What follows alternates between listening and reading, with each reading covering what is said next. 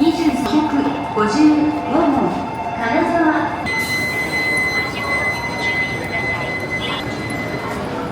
線に到着の電車は折り返し折り返し運転です。車内の清掃。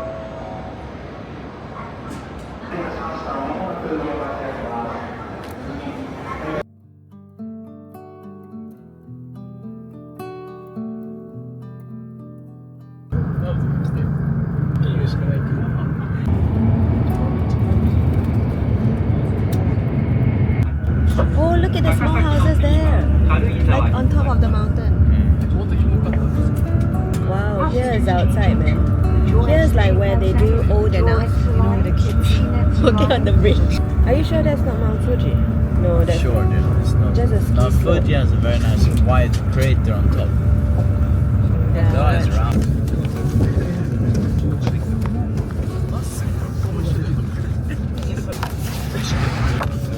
I don't often pack travel supplies when I'm traveling, but this time I didn't have kids with me and I really love this Mijello set. So here we are with my sketchbook, spraying down some water to give myself that wet on wet advantage, then using my water brush to just go in with a couple of colors. I am really getting really expressive, playing with just brush strokes, moving in different directions.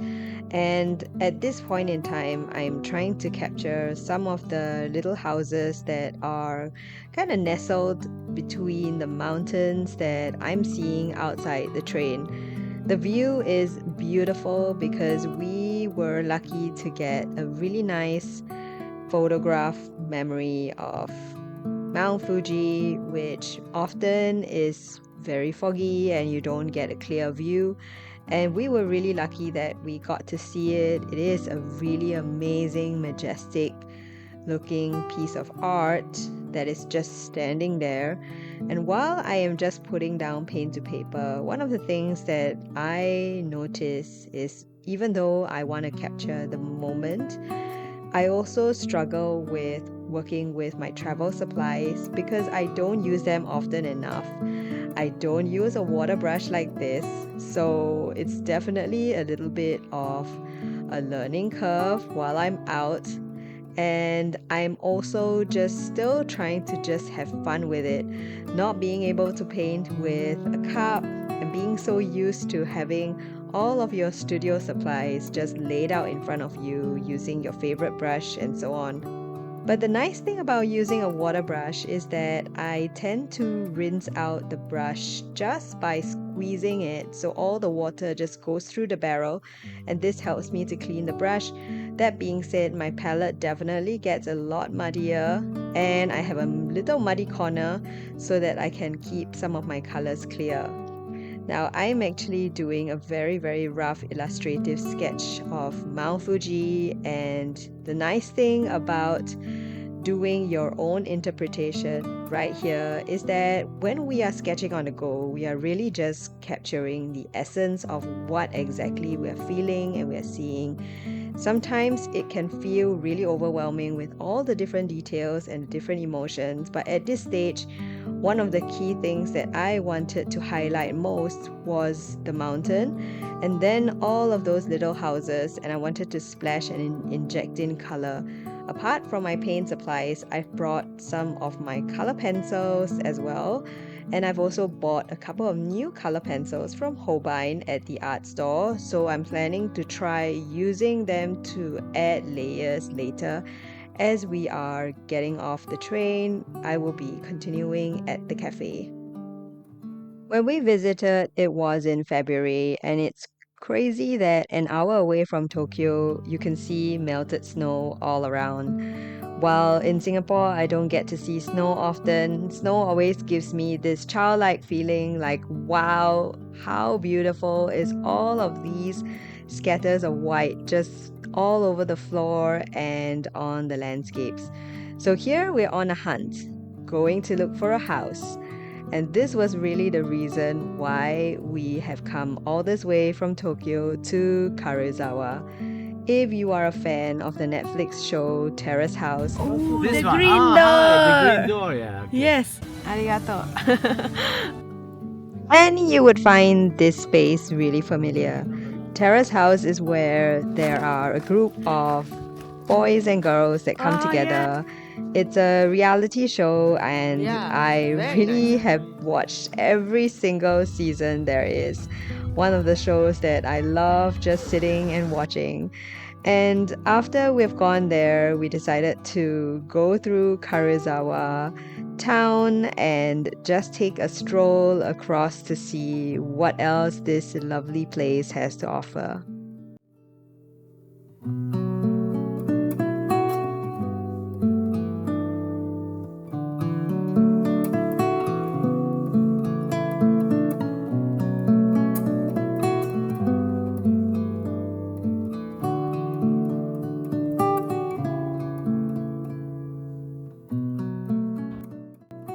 We were just planning to spend a day here, and we were so disappointed to hear that there was a soba store that was closed. It used to belong to one of the members who were staying in Terrace House. Her dad is one of the shop owners, and it was closed, and we were hoping to visit that. But regardless, soba is one of the more popular foods that you can find in Karuizawa. While waiting for the food, I am just playing around with my color pencils, and in case you ask, my favorites are really the Caran d'Ache Luminance range.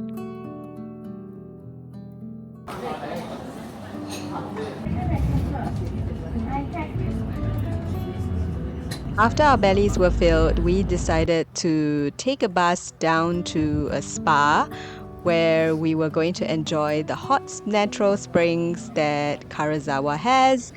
Now, after the spa, while waiting for my husband to be done, I thought there was no better way than to just sit in the sun and paint. I took out my sketchbook and I started to think about all the different shapes. I didn't have my reference photo in front of me, and I just wanted to let the paints lead the colors and kind of figure out the different shapes that I was trying to capture. I was beginning to like how the pointy nature of our water brush was giving me an edge, literally being able to pull out some really nice sharp lines. And I was also noticing the magic of glazing, where I could just add in colors and get some overlap of transparency between the different watercolors. This was so fun to do because once I added in color pencils, that's when the whole sketch really started to light up.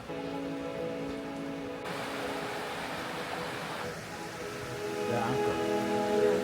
Somos a la fe.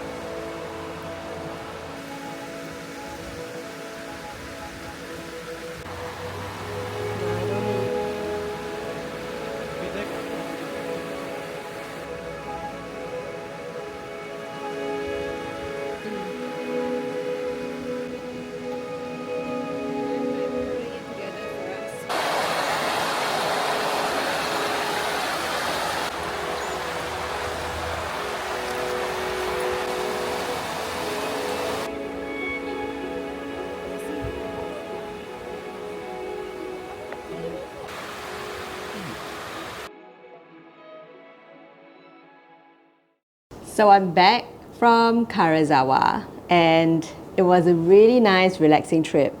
And you know, I brought my sketchbook and I didn't finish the sketch, and I just want to take you through how it looked in the end.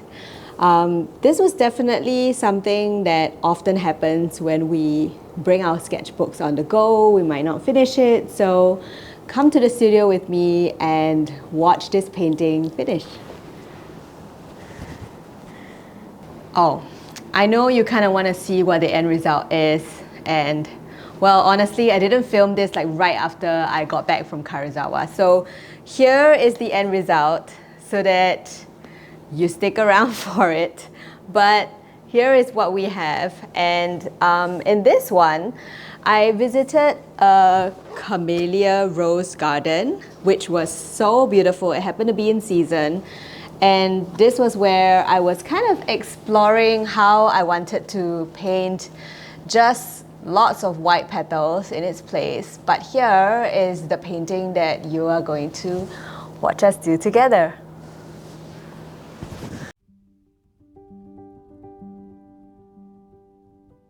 When you are traveling and sketching outside, you never really get to finish your sketches unless you've got a lot of time, and often because my husband is just watching and waiting, I always feel this slight pressure that I can't take my time.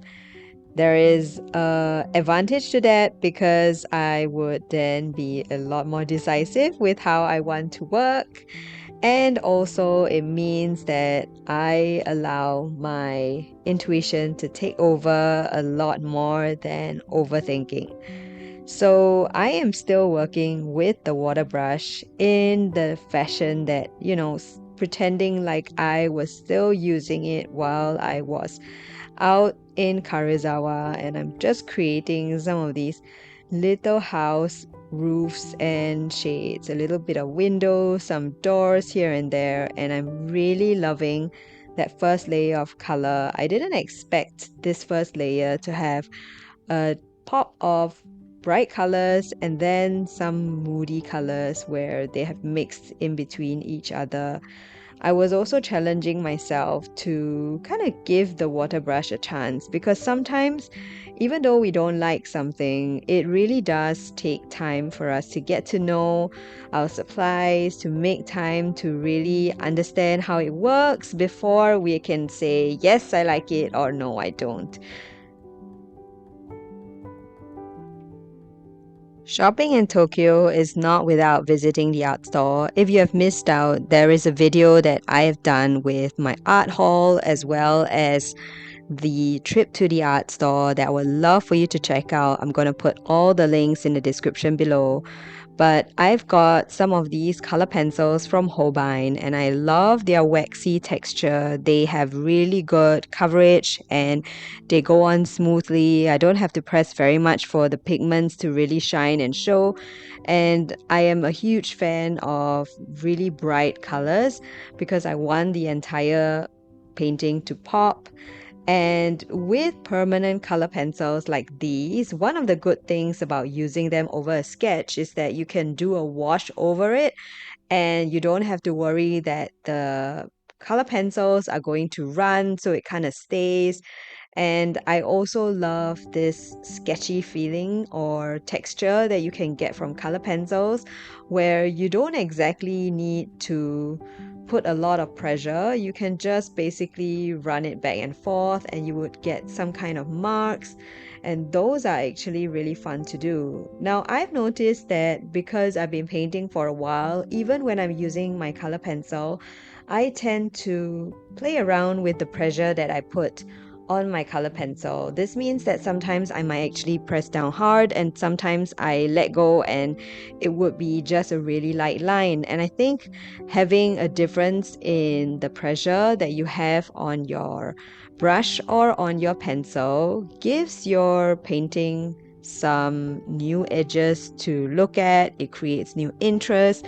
So maybe it's something for you to think about if you are working with a sketchbook.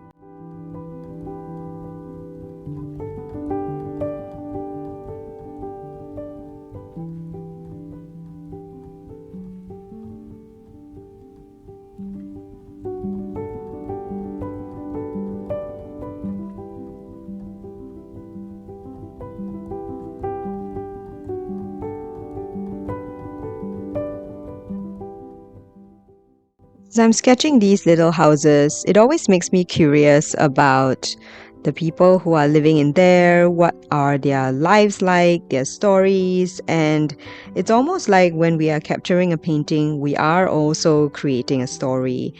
Our story always starts a little messy, we're unsure of where it's going to take us.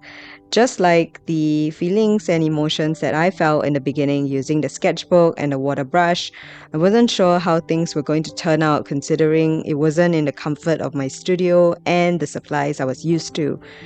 It's easy to dismiss a page, and with a sketchbook, sometimes it feels a little harder. Maybe because everything is in one book, and it almost feels like we need to make the best of that page and really uncover that story of that painting before just giving up. We need to give it a shot. And I feel like all of my sketchbook works have been through this, just because I can't say I love the paper in the sketchbook that I'm using. It is a lot smoother as well. So again, there are so many elements that I have to get used to. But while I'm putting all the different layers and pieces together, I also noticed that before we jump into thinking that things might not work out or that things are not translating, it is so important for us to really just be noticing the enjoyment that we are feeling, and also kind of building up our skills in learning to problem solve through some of the things that we are doing as we are creating art. You know, art making is not linear, and I know that sometimes looking at a video like this, it might seem simple. And this is why I love doing voiceovers, where I share with you my inner emotions and how things are and the story of each painting as you are watching me do it. Thank you so much for joining me as I'm working through the last pieces of this beautiful sketch. Don't forget to check out the links in the description where I show you my Japan haul as well as the trip to the stationery store. I had such a lovely time doing this painting and capturing that feeling of being in Karuizawa. I will definitely be back. And don't forget to also comment, say hi, and I'll see you in the next video.